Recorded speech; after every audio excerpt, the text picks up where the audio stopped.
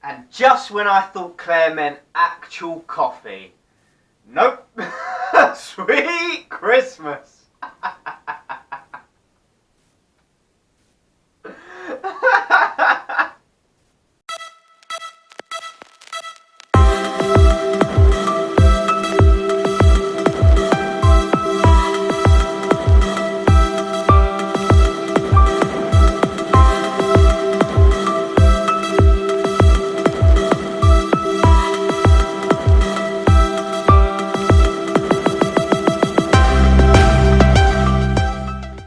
Hey guys, and welcome to my world. So yes, I've got my Defenders top on.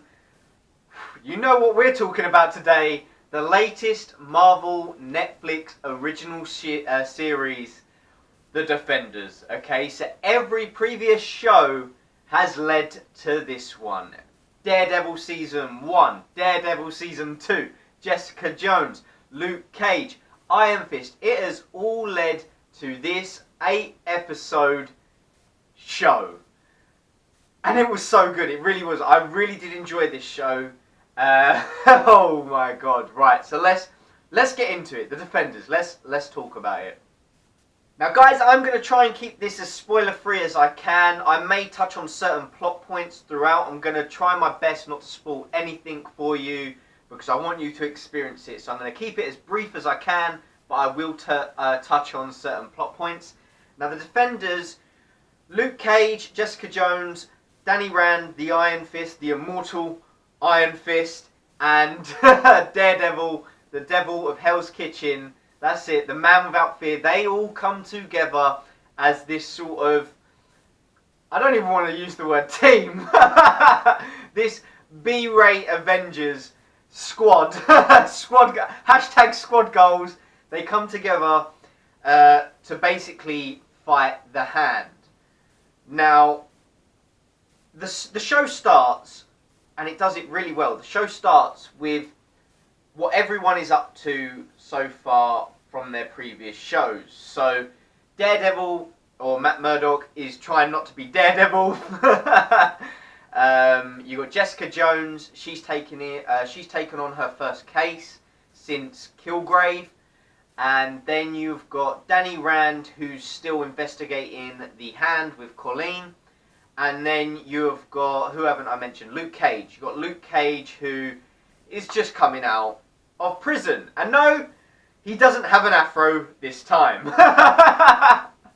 But they're all up to their own bits, which this show does really well. It sort of sets each character up again. The first 2 episodes, they're quite slow. And in a good way. It shows you what each character is up to. It doesn't throw them all together straight away. I mean, they meet or bump into each other, sort of thing, and they don't really like each other. I'm trying to word this. They don't really like each other, and it was really cool to see them eventually all come together, and sort of, over the period of the episodes, bond, if you will. But yeah, they all come together to fight the Hand. Now the Hand, you know the Hand from previous shows. Okay, now the Hand is something I wasn't really invested in, specifically in Daredevil Season 2. I was not invested in the Hand at all. The Punisher was great, but the Hand I really didn't give 2 shits about. So the story centers around the Hand. Now, no, I didn't really give 2 shits about the Hand in Daredevil Season 2, but they have finished the hole they were digging that Matt Murdock stumbled across, and they have finished digging, and there is something underneath New York City that they want.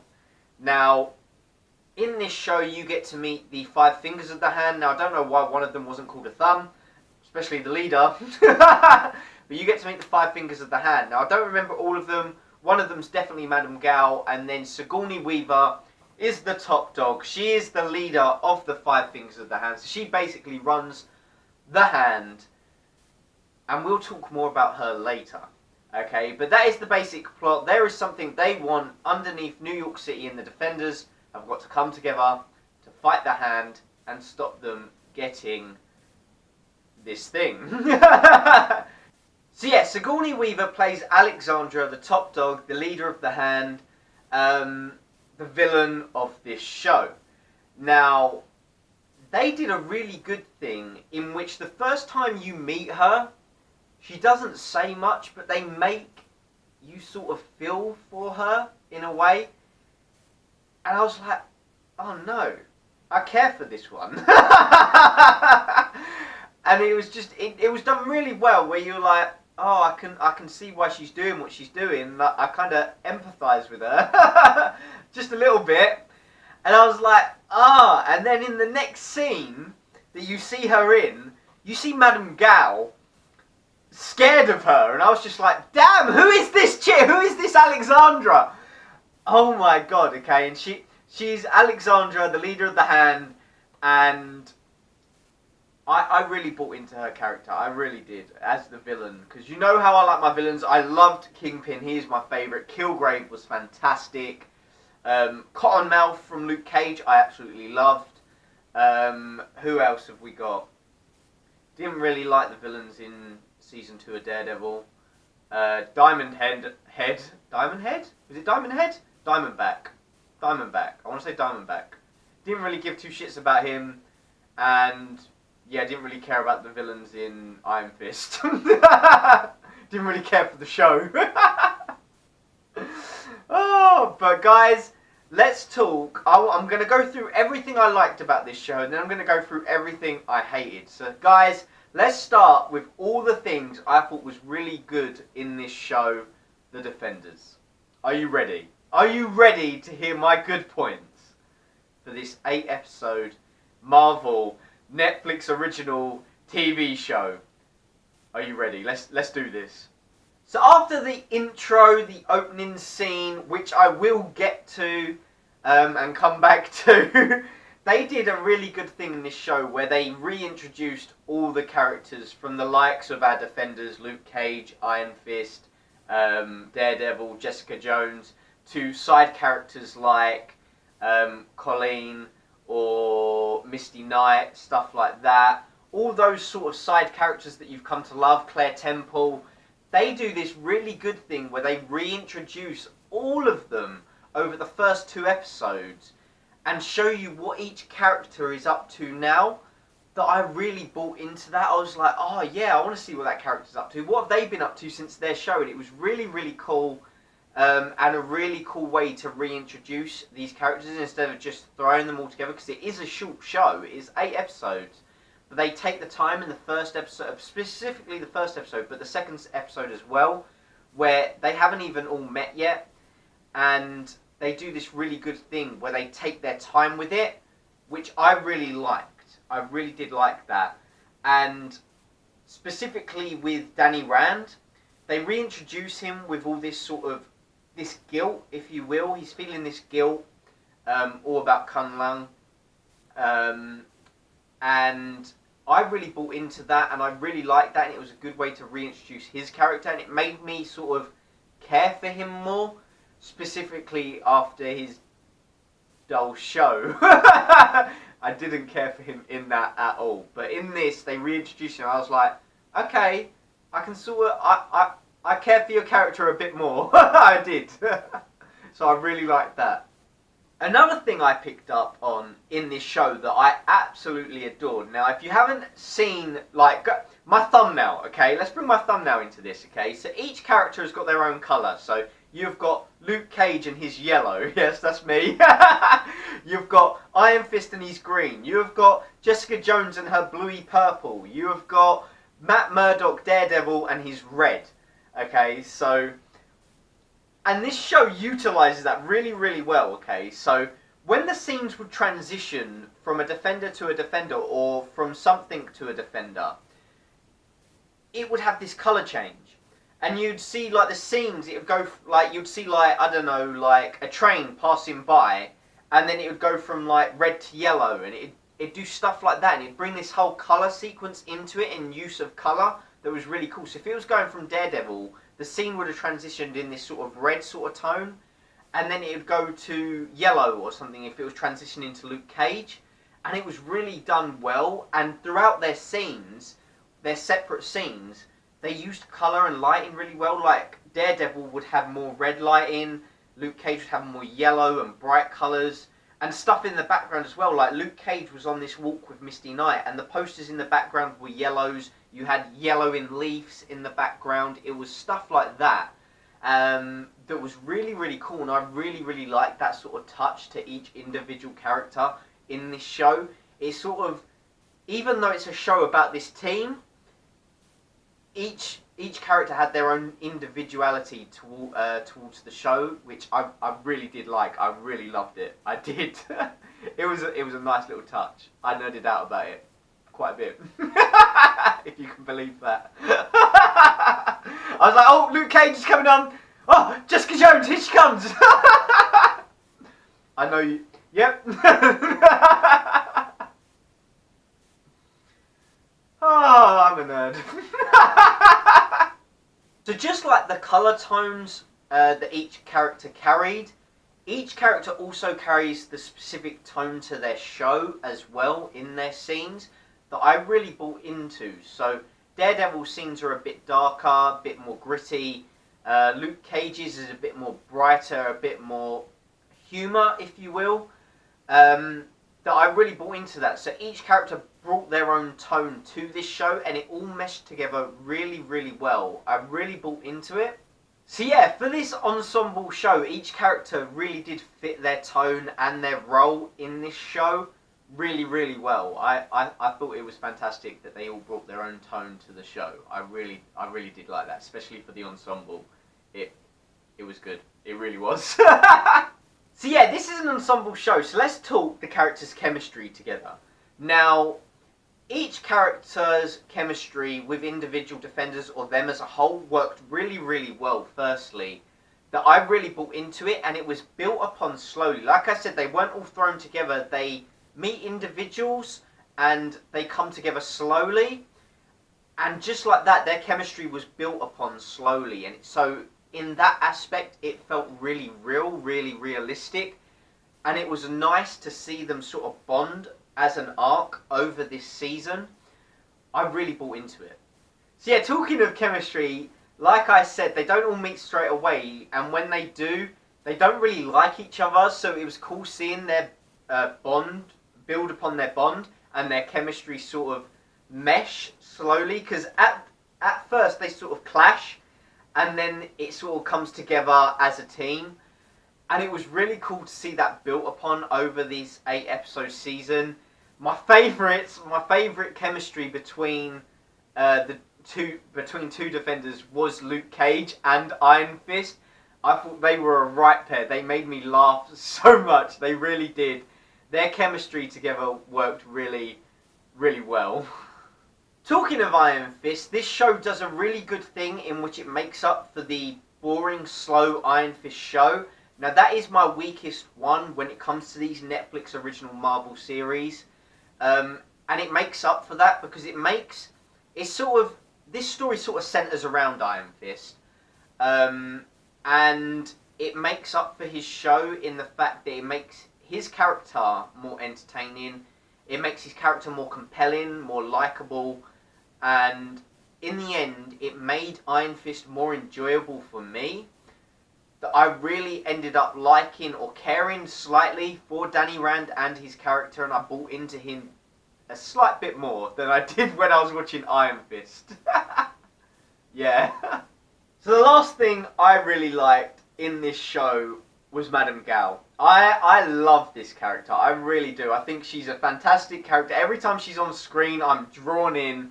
Her with her little walking stick, walking. I just love her. And then you see her be a badass. You really do. And I cannot applaud them enough. I love this character. This villainous little old lady. I really buy into Madame Gao and I really like her. And there's something that is said to her. No, does she say it? Something is said while she's in a scene about a disciple and blinding them. And I have a question for you guys. Was Stick her disciple? Was Stick her disciple? Because something is said about having disciples and blinding them. And I'm just like, did she teach Stick? Did she blind Stick? Am I reading too much into that? Guys, let me know down in the comment section below, but that's immediately where my thought path went. I was just like, ooh. I know, I started nerding out a bit. But Madame Gao, she was fantastic in this show. She really was. I love that little old lady. And lastly, guys, I know you want to hear me talk about the action. Now, the action in this, for the most part, was really, really good. It really was. You get some cool action sequences throughout the season. And even Iron Fist sequences, his fights were better choreographed than his show was. And they weren't as slow, because I found in Iron Fist his fights were very slow. They felt very by the numbers, very, very choreographed, to the point that you was just like, I'm not buying into that fight at all. In this, they're so well choreographed that you don't think that they're going by each specific punch they've been told to throw.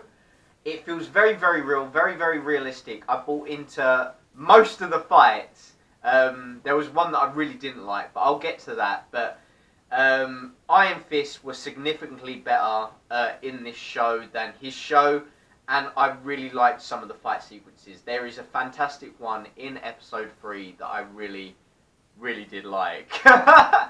Yeah. That's what I'm saying. I don't want to spoil anything, but that's what I'm saying, yeah. The fight sequences were a lot better. So that is everything I liked about this show. Let's get in to what I didn't really like. Now, going back to the action sequences, for the most part, I really did like them. But there is a fight that I really didn't like. I really didn't. And it was the opening to the show. And I was just like, oh, no.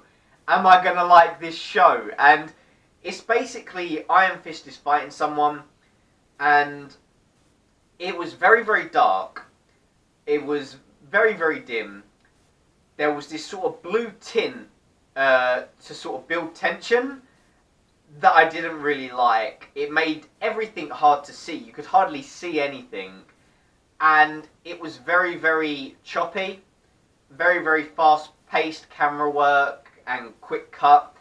That I was like, I have no idea what's going on. And I didn't really like that. And some of the other sequences, they do get better as the show goes on. Like I said, episode 3 had a really good one. But some of the fight sequences do have this quick cut, close action that, like, you know, I don't really like that. Because I like to see wide shots of what's happening. I like to see a full fight. I don't like to see just elbows flying or a head bobbing back. I don't like that. I like to see the full thing. So you do get that, like, dotted throughout the show, as each episode is directed by a different person, obviously. So everyone's going to have their own sort of take on action. I don't really like the quick cut fast, but the action for the most part is good. But the opening one, I was just like, I do not like that. And there's a few more throughout the season that I was just like, yeah, that could have been a bit better. But for the most part, the action is really good. Now, another bad point for this show is that I came across this sort of inconsistency, if you will.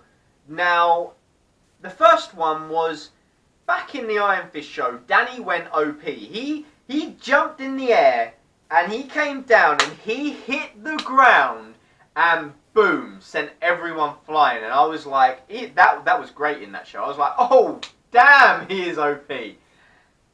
He doesn't do that in this show at all. He never uses that move again. Nope, he kind of gets his ass handed to him sometimes. I was like, ooh, don't know how I feel about that. He could have used that move. Where's that move, Danny? And then there was this another sort of inconsistency that again comes with Danny's character. Now, I believe you see this in the trailers, but Danny has this sort of confrontation with Luke Cage. And he sort of twists round. The first time you see it, it was fantastic. I was like, oh my god, that was cool. And he, boom, decks Luke Cage. And it sends a ripple through his face that sends Luke Cage flying down the street. And I was like, holy shit, that was cool. Now, as much as that was cool, there's a scene later on in the series where Danny and Luke Cage are confronting again. And he he does it again. He lights up his fist and he hits Luke Cage. Now, Luke Cage has unbreakable skin. Okay, so you really see that in this one. And he punches him and it sends a ripple throughout the building. And everyone, including Danny, gets sent flying. Everyone that was around them, boom, gets sent flying. All the objects in the building get sent flying. And I was just like, why didn't that happen when he first did it? Why didn't that happen when he hit Luke Cage for the first time? I was just like, surely if he's still punching someone with the unbreakable skin and that's what happens, it should have happened the first time as well. So I didn't really buy into that. I was just like, a bit of an inconsistent moment. As much as they were cool, it made me sort of question the first one, which I found really, really cool. And it sort of just took me out for the most part. I was just like, oh no, that feels inconsistent to me. So I didn't really like that. As much as I liked the moments, I didn't really like that it took me out and thought about it. I didn't like that at all.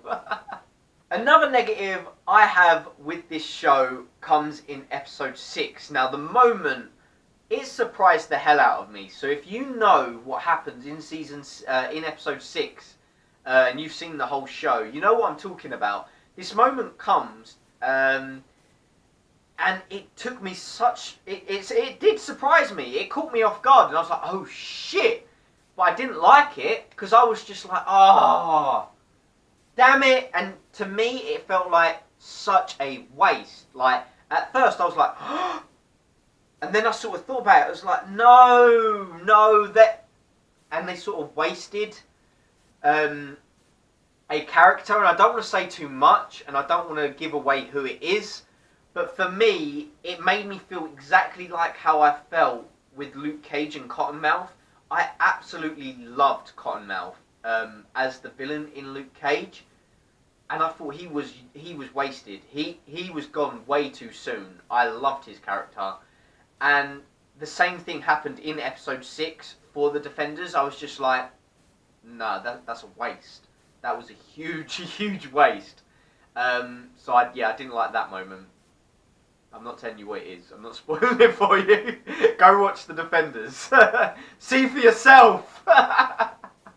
Another thing that I didn't really like with this show is that as it progresses, it sort of becomes the Iron Fist Elektra show.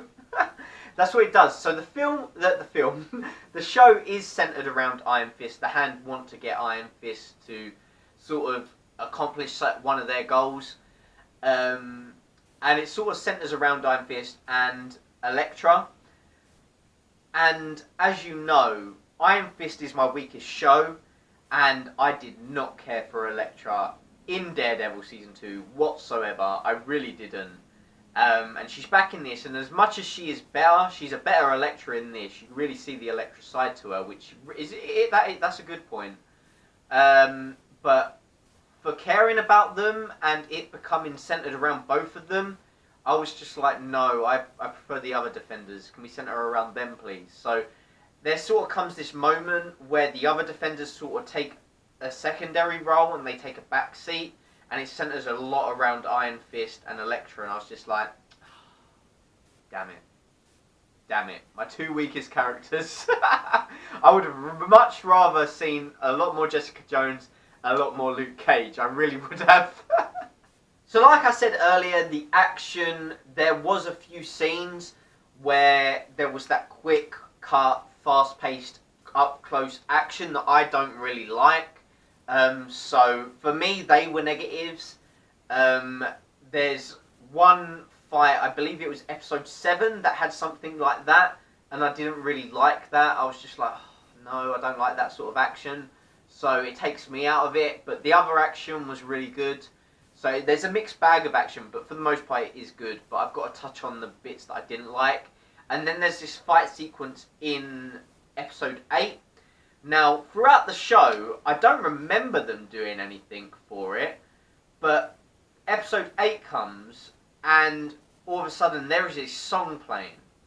And I don't remember them doing it for any of the other fight sequences.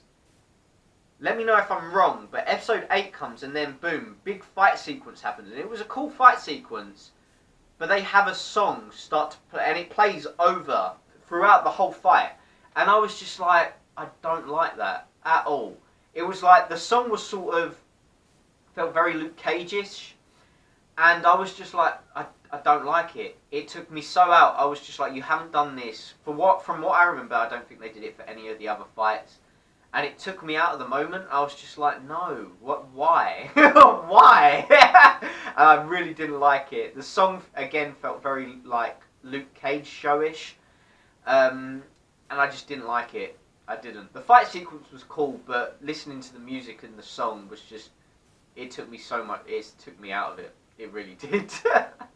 Yeah, it was just, it was just a very weird moment for the fight. It made it feel very weird.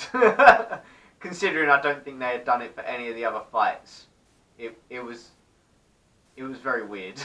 So guys, before I touch on the ending, I have another question for you, which, it's not a negative for the Defenders show, it's just a negative overall. Like, well, this thing that I have bothering me overall.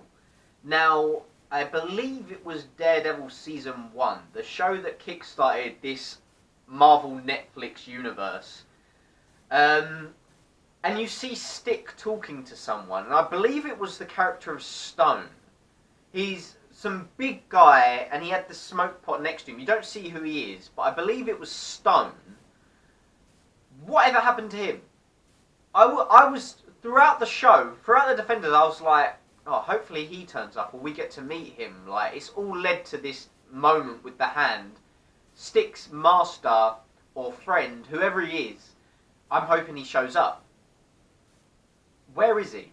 Whatever happened to that Easter egg in Daredevil Season 1? Like, I'm pretty sure it was it Daredevil Season? It was a Daredevil one. And it just, yeah, I don't like that. I don't like being shown something and just it never comes back. I really don't like that. So it just made me question where the Stone character is, what's going on with that. So if you know, let me know down in the comment section below. But yeah, that bothered me. It really did. The last thing I have to talk about is the ending. So let's get into that. So the ending, I don't actually know how I feel about this. I really don't. I mean, the finale, it was good. It was good. The fight sequence was okay, I guess. The emotional side to it and the weight that it gave the show was really, really good. And I liked seeing how all the individual characters were sort of dealing with it. So I really liked that. But the way it went down, the way it sort of happened, and what actually happens, and you see at the end, I don't want to spoil anything, but what happens at the very end, before the credits roll, I just don't buy it. I don't buy it happening like that. I don't see any outcome where that can happen. I'm trying to use the words without spoil. I don't see anyone walking away from that. I don't. Again, I don't know how I feel about it. I'm very torn on it. I just don't buy into that at all. So guys, let me know how you felt about the end. If you've seen all episodes 1 to 8, let me know down in the comment section below how you felt about it. Without spoilers, I just don't buy it. I don't. So guys, that is my thoughts on the Defenders. For me, it was a big step up from Iron Fist. It's one of the more enjoyable shows. It doesn't come close to Jessica Jones or Daredevil Season 1 for me. I absolutely love those. Jessica Jones is still my favourite. Then Daredevil Season 1. It's definitely better. It's a whole lot better. It's heaps better than Iron Fist.